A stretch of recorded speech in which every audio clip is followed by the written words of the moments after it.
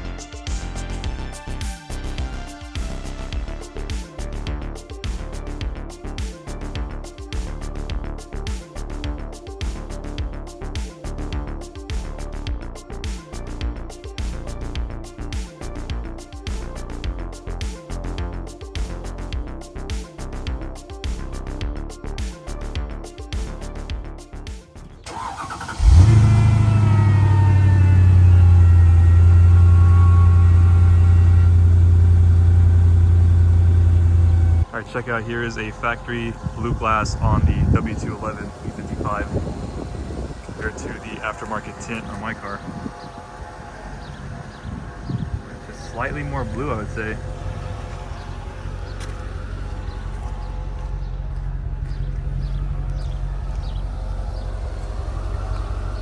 Compared to that, I think mine's a little bit darker too as well. That was the look I was going for when I got my 124 tinted. I think the interior color also makes a difference on how it looks. The beige looks the worst, I would say. My friend Pablo with the CL55 you've seen picked up this car recently. This is a E55 211 in pewter to match the CL. This car is like almost no options. It has halogen lights from factory. We ran the VMI and that's what it came with.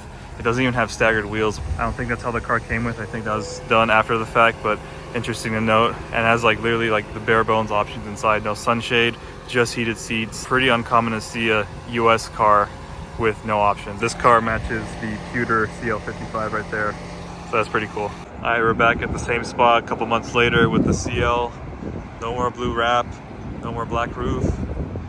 Interiors, I think pretty much the same. Nothing's really changed, but made the engine look a lot nicer. No more weird stuff. Got the upgraded airbox with spacers. This is gonna go away soon, but yeah, here she is. Headlights are done. Yeah, just a couple months in the same spot. Looking good.